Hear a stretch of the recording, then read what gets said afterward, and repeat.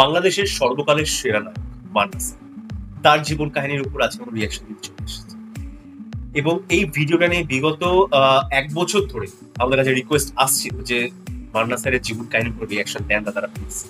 তো ফাইনালি আজকে আমরা নিয়ে চলে এসেছি ভাই। একটু লেট হয়েছে, একটু অনেকটা লেট হয়েছে, তাও ফাইনালি আমরা নিয়ে চলে এসেছি আজকে। সবই আসে আমাদের দের আয় পারতা দুরুস্ত একদম এর মানে আসে কিন্তু লেট লেট লাতিফ আবার কোন সময় আজকে দিয়ে কালকে ওটা হয়ে যায় কখনো কখনো, মানে সত্যি তো জিরো। এটাও আবার ব্যাপার, অনেকগুলি দিই আর কি, সেটাও আসে না, মানে আসতেই দেয় না, সেটাও ব্যাপার আছে, অনেক কিছু ব্যাপার আছে। তো হ্যালো গাইস, আমি জে বব, আর তোমরা দেখছো দ্য বংস রিয়াকশন। আজকে যেটা ভিডিওটা নিয়ে চলে এসেছে সেই ভিডিওটার ব্যাপারে নতুন ভাবে বলার কিছু নেই। তোমাদের অনেকেই এই মানে সিনটার উপর বা এই পার্টিকুলার ভিডিওটার উপর ভিডিও দেখে নিয়েছো বা রিয়াকশনও দেখে নিয়েছো। আমাদের চ্যানেলে অনেক দিন বাদে আসছে, ইচ্ছা করে একটু লেট করেও নিয়ে এসেছি যে অন্যরা চ্যানেলটা দিয়ে দিই, তারপর আমরা একদম, কারণ আমাদের স্পেশালিটি এটা সব দেখো ফির সে কিছু। একদম। তো এই নিয়ে নতুন ভাবে বা আলাদাভাবে বলার কিছু নেই এই ভিডিওটার সম্বন্ধে। তো ডাইরেক্ট চলে যাচ্ছি, কোন চ্যানেল থেকে নিচ্ছি আমরা? জীবনের কথা চ্যানেল থেকে নিচ্ছি। তো অরিজিনাল ভিডিও লিংকটা আমাদের ডেসক্রিপশন বক্সে দেওয়া থাকবে। কি করবে তোমরা? চ্যানেলটা সাবস্ক্রাইব করবে, ভিডিওটা লাইক শেয়ার, তারপর দ্য বংস এর রিঅ্যাকশনে মনের মতো রিঅ্যাকশন দেখাতে হবে। রিঅ্যাকশন আপনার নাম দ্য বংস। তো চলো দেখে নিই ভিডিওটা। বাংলা সিনেমার টাইটেলটা আছে বাংলা সিনেমার সর্বকালের সেরা নায়ক মান্নার জীবন কাহিনী।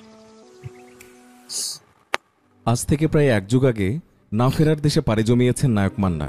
কিন্তু এখনো যদি প্রশ্ন করা হয় বাংলাদেশের সিনেমা জগতের সবচেয়ে জনপ্রিয় নায়ককে, তবে আজকে এই 1 যুগ পরে এসেও সরল মনে বেশিরভাগ উত্তরই আসবে নায়ক মান্নার নাম, যিনি বাংলাদেশের সিনেমা জগতে দীর্ঘদিন ধরে দুর্দান্ত অভিনয় করে একচেটিয়া রাজত্ব করেছেন।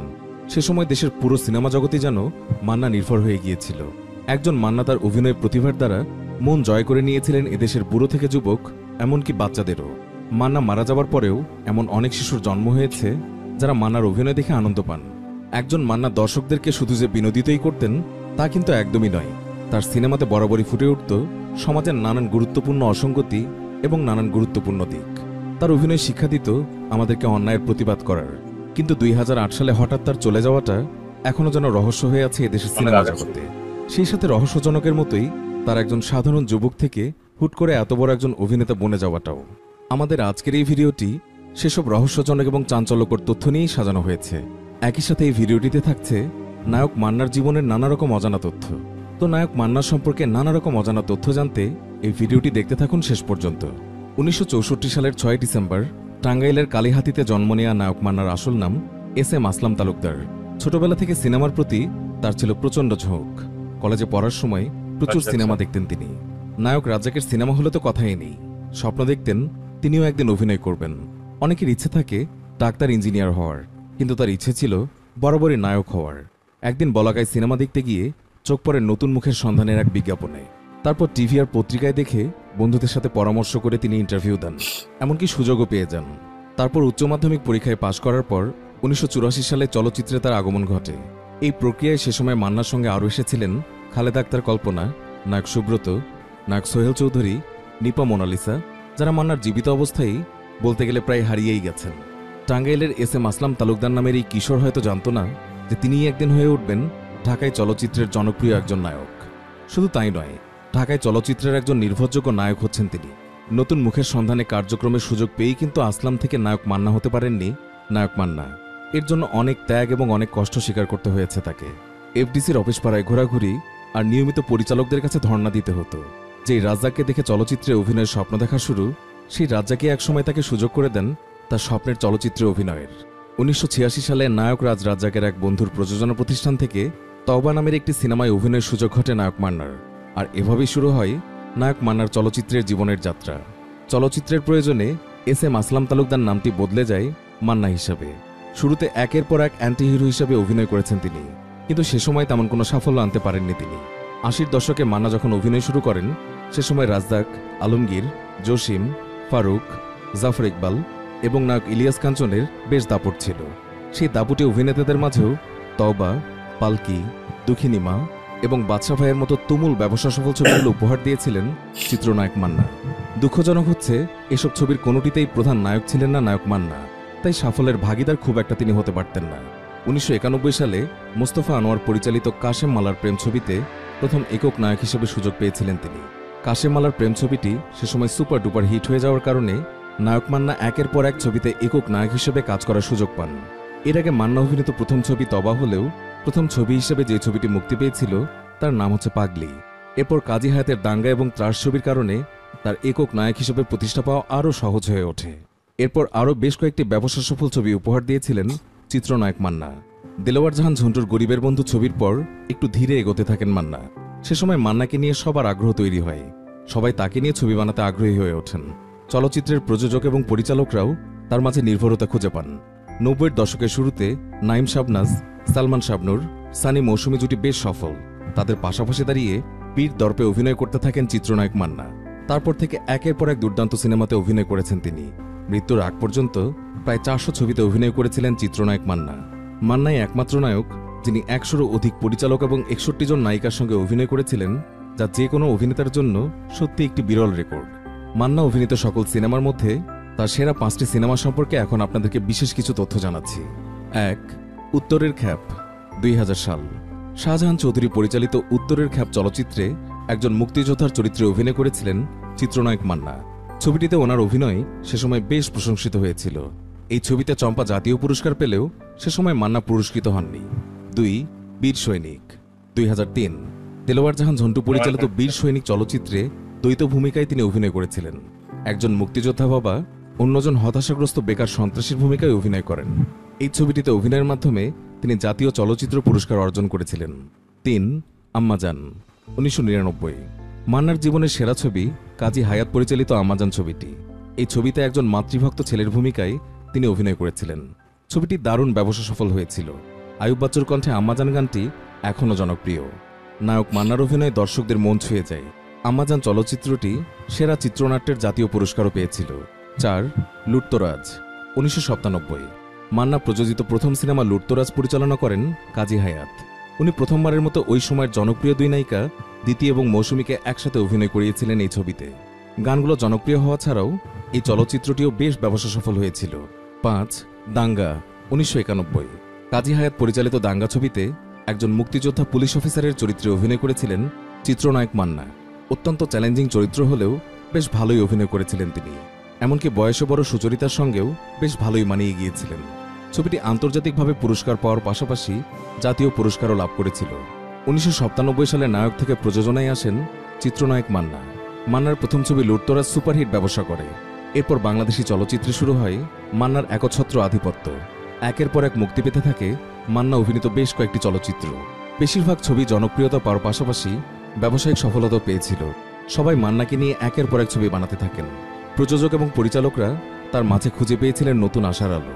এর আগে 80 দশকের সুনেত্রা, নিপা মোনালিসা থেকে শুরু করে চম্পা, দিতি, রোজিনা, নতুন, অরুণা বিশ্বাস এবং কবিতার মতো সিনিয়র নায়িকাদের সঙ্গে অভিনয় করে যেমন সফল হয়েছিলেন, তেমনি মৌসুমী, শাবনুর, পূর্ণিমা, মুনমুন, সাথী, স্বাগতা, শিল্পী এবং লিমাদের সঙ্গে তার ছবি ব্যবসায়িক বেশ সফলতা পেয়েছিল। 2008 সালের 16 ফেব্রুয়ারি সারা রাত শুটিং করে বাসায় ফিরে বুকে প্রচণ্ড ব্যথা অনুভব করেছিলেন নায়ক মান্না। ভোর 6টার দিকে উত্তরার বাসা থেকে একাই গাড়ি চালিয়ে এসে তিনি ভর্তি হয়েছিলেন ইউনাইটেড হসপিটালে, কিন্তু সুস্থ হয়ে আর বাসায় ফিরতে পারেননি তিনি। 2008 সালের 17 ফেব্রুয়ারি মাত্র 44 বছর বয়সে না ফেরার দেশে পাড়ি জমিয়েছিলেন এই শক্তিমান অভিনেতা। এর আগে মান্না তার প্রেমকে পরিণয়ে রূপ দিয়ে শেলি মান্নার সঙ্গে গাঁটছড়া বাঁধেন। শেলি প্রথমে পর্দার অভিনেত্রী থাকলেও পরবর্তীতে বিমানে চাকরি নেন। নায়ক মান্নার মৃত্যুর সময় তার স্ত্রী শেলি দুবাইয়ে ছিলেন। চিত্রনায়ক মান্নার স্মরণে আয়োজিত এক অনুষ্ঠানে সে সময় শেলিকে প্রশ্ন করা হয়েছিল, মান্নার মৃত্যুর পর আপনি ইউনাইটেড হসপিটালে বেশ কয়েকজন ডাক্তারের বিরুদ্ধে মামলা করেছিলেন, এখানে কি আবেগটা বেশি কাজ করেছিল? মান্নার মৃত্যু মানতে না পেরে তার রেশটা কি সে সময় ডাক্তারদের উপর গিয়েছিল? শেলি সে সময় জবাব দিয়েছিলেন, হসপিটালে ভর্তি হবার 6-7 ঘন্টা পরেও ডাক্তাররা সে সময় মান্নাকে সঠিকভাবে চিকিৎসা করেননি। তাদের অবহেলার কারণেই সে সময় মান্নার মৃত্যু হয়েছে। আর আমি আজও বিশ্বাস করি ডাক্তারের অবহেলাই মান্নার মৃত্যুর প্রধান কারণ। সেই অনুষ্ঠানে মান্নার একমাত্র পুত্র সিয়ামও উপস্থিত হয়েছিলেন। বাবার পথ ধরে তিনিও কি পর্দায় নায়ক হিসেবে আসবেন কিনা এই প্রশ্ন করা হলে সে সময় মুচকি হেসে সিয়াম উত্তর দিয়েছিলেন, না, তিনি নায়ক হতে চান না। মান্না আমাদের বাণিজ্যিক ছবির ইতিহাসে একটি স্মরণীয় নাম হয়ে থাকবেন। তার অভিনয়, কথা বলার ধরন সবকিছু মিলেই আলাদা একটা স্বাতন্ত্র্য স্টাইল তৈরি হয়েছিল, যা তিনি দিনে দিনে তৈরি করেছিলেন। এমন কিছু ছবি আছে যার জন্য মান্না চিরদিন দর্শকদের মনে স্থান করে নিয়েছেন। মান্না ছাড়া হয়তো আমরা সেই সব ছবি কখনোই পেতাম না। একটা সময় ছিল যখন ছবিতে শুধু মান্না আছে এই কারণেই দর্শকরা হলে ছুটে যেত, আর শুধুমাত্র মান্না অভিনয় করার কারণেই সবগুলো ছবি ব্যবসা সফল হতো।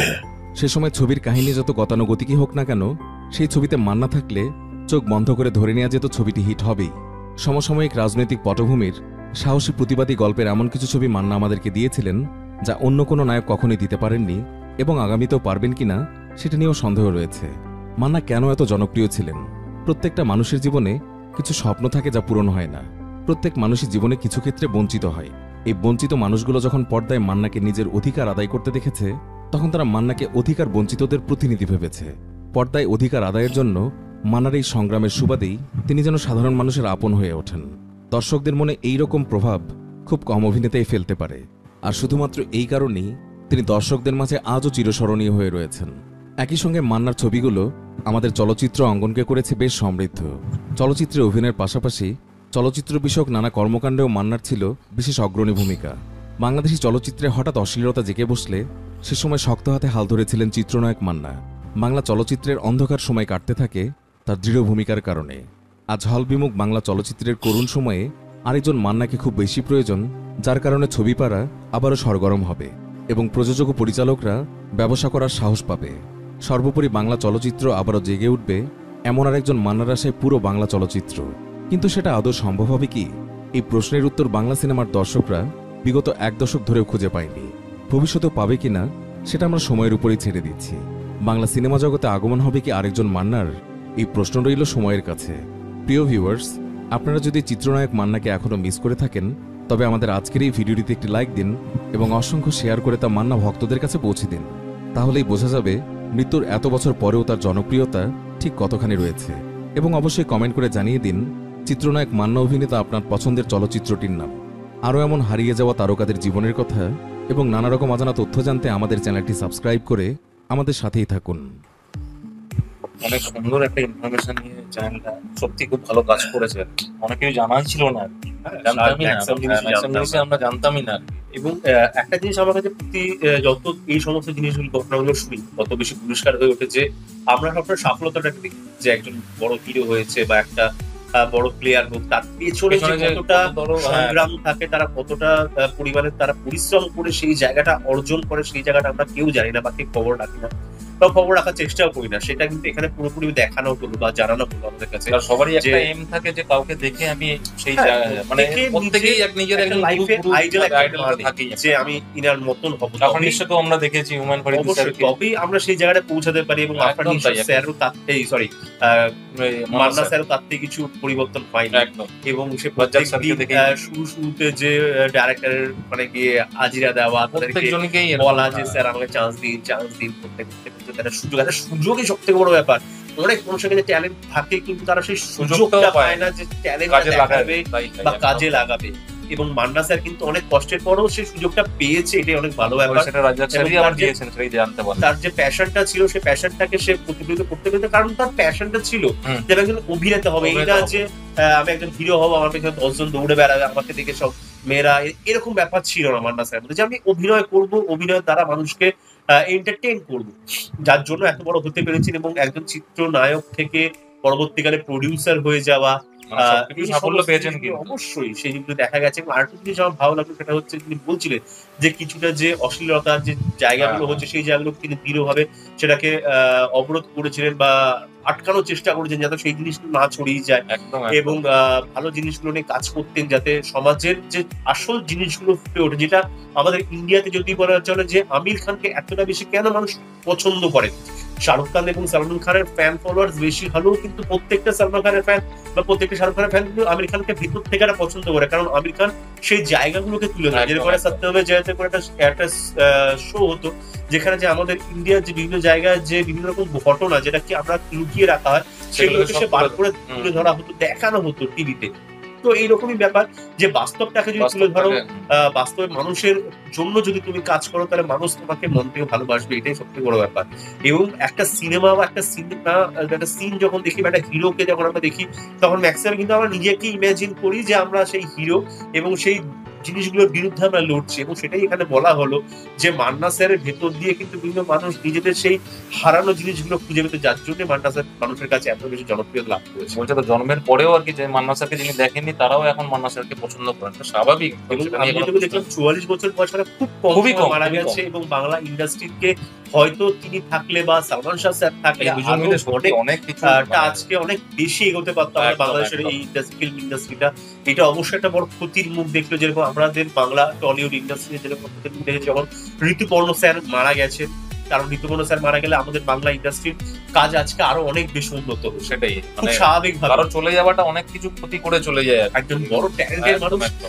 আমি একটা কোটেশন এটা মনে পড়ছে, যে একটা কোটেশন দেখেছিলাম, বলছিল যে when you die who will cry, তুমি যখন মারা যাবে তখন তোমার তো যারা কাছের লোক তারা তো কাঁদবেই বা তারা দুঃখ করবে বা সেসব ঠিক আছে, বাট তুমি জীবনে এমন কিছু করে যাতে জীবনে সারা জীবন তার জন্য বিভিন্ন রকম মানুষজন যেন আক্ষেপ করে, যেরকম আজকে মান্না স্যার এমন কিছু করেছেন ইন্ডাস্ট্রির জন্য যার জন্য আজকে আমরা আক্ষেপ করছি, যে তিনি থাকলে হয়তো অনেক বেশি আজকে ইমপ্রুভমেন্ট হতে পারতো, সালমান শাহ স্যার থাকলে অনেক কিছু ইমপ্রুভমেন্ট করতে, আমাদের ঋতুপর্ণ স্যার থাকলে অনেক বেশি ইন্ডাস্ট্রি এগোতে পারতো। এরকমই ব্যাপার যে জীবনে যখন এসছে এমন কিছু করে যাতে মানুষের কাজে লাগে, মানুষের সাহায্যে লাগে, এবং মানুষ চিরদিন তোমাকে মনে রাখে। যেমন আরেকজনের রয়েছে আমাদের এখানকার president APJ Abdul Kalam sir, যিনি মারা গেছেন। এখন আমরা ভাবি আরো কিছু জিনিস আমাদের এরকম মানুষ অনেক, এই মানুষগুলো সবার মনে দাগ কেটে যায় আর কি, তাদেরকে মনে রাখার জন্য।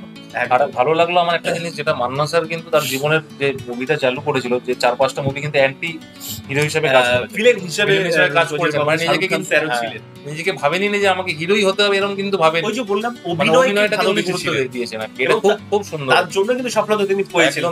বেশি ভাবেনি যে আমাকে হিরোই হতে হবে, মানে এইটা একটা কিন্তু বড় একটা প্রাপ্য। অবশ্যই এইরকম টাইপের আমরা হুমায়ুন ফরিদি স্যারের এরকম জীবনে দেখেছিলাম এই চ্যানেলটা থেকে। আমরা যত মনে করছি এই চ্যানেল থেকে আমরা দিয়েছিলাম রিঅ্যাকশন, খুব সুন্দর তথ্য নিয়ে আর কি কাজ করে জীবনের কথা তারা রিসার্চ করে কাজ করা উচিত।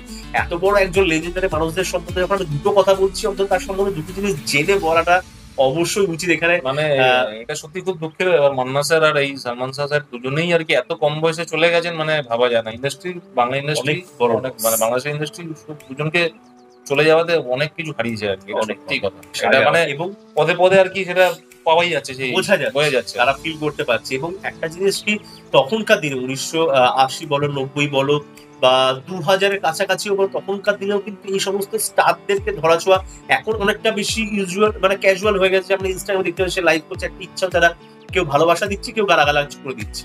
এখন অনেকটা বেশি হাতের মাঝখানে চলে এসছে, সোশ্যাল মিডিয়া এসে অনেক কিছু হয়ে গেছে, স্টারডম জিনিসটা এখন নষ্ট হয়ে গেছে। বাট তখনকার দিনে কিন্তু এই জিনিসটা অনেক বেশি ছিল, যার জন্য কিন্তু মানুষ হলমুখী অনেক বেশি ছিল। এখনকার দিনে মানুষ ইন্টারনেট, মোবাইল, ল্যাপটপ, কম্পিউটার চলে আসে, মানে হলমুখী জিনিসটা কমে যাচ্ছে।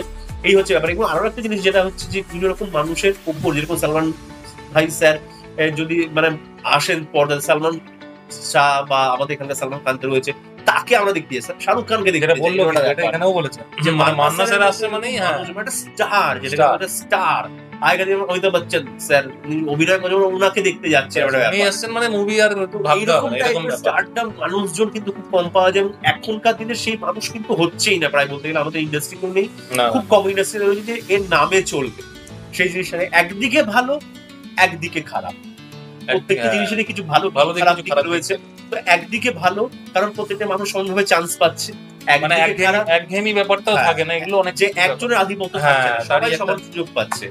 এবং একদিকে খারাপ হচ্ছে এটাই যে সেই স্টারডামটা কমে যাচ্ছে, হলমুখী মানুষজন কম হচ্ছে, ব্যবসা কম হচ্ছে, এই হচ্ছে সেই মানে সেই যেগুলো পাওনা, সেই পাওনাগুলো হয়তো পাচ্ছি না। যাক, বেশ ভালো লাগলো ভিডিওটা, অনেকদিন ধরে রিঅ্যাকশন দিলাম ফাইনালি আমরা। মান্না স্যার গুরুদেব মানুষ, তাকে নিয়ে তার নিয়ে কথা শুনলাম, বললাম, এটাই আমাদের জানতে পারলাম, মানে প্রাপ্য যে আমরাও ভাবিনি এত বড় কিছু করতে পারবো, বলতে পারলাম, এটা আমাদের মনে হচ্ছে না জীবন। সত্যি তাই। তো তোমাদের যদি আমাদের সাথে এই ভিডিও দেখে ভালো লেগে থাকে তাহলে একটু দাও লাইক, শেয়ার, সাবস্ক্রাইব আর বেল বাটনটা টান করে বাজিয়ে দাও। যারা আমাদের চ্যানেল নতুন চ্যানেল আছে সাবস্ক্রাইব করো না, কমেন্ট করে জানিও কেমন লাগলো। 1 বছর পরে দেওয়া যাচ্ছে, 1 বছর বেশি হবে, 1.5 বছরই হবে, শুরুর দিকে এসেছে। হ্যাঁ, এখনো করে যাচ্ছে, মানে কন্টিনিউ আসছে না, এটা এবার দিয়েই দেওয়ার দেরি করিস না। তো আমাদের বেশ ভালো লাগলো, অনেক কিছু ইনফরমেশন আমরা জানতে পারলাম। তো তোমাদেরও তো আশা করি ভালোই লেগেছে। তো তার জন্য আমাদের দুজনকে ইনস্টাগ্রামে বেশি করে ফলো করতে হবে, ইউটিউব চ্যানেলটাকে বেশি করে শেয়ার করতে হবে। যাতে সাবস্ক্রাইবার্স বেশি বেশি করে বাড়ে। আর ফেসবুকে যারা এখনো জয়েন করো না, বেস্ট লাইক করে সব জায়গায় শেয়ার করো, কোথাও ছিল না, সব জায়গায় শেয়ার করো, সর্বোত্তম শেয়ার না। তো সবাই ভালো থাকো, সুস্থ থাকো, সবাইকে ভালোবাসা। পরবর্তী ভিডিওতে তোমার সাথে আবার দেখা হচ্ছে, ততক্ষণের জন্য টাটা।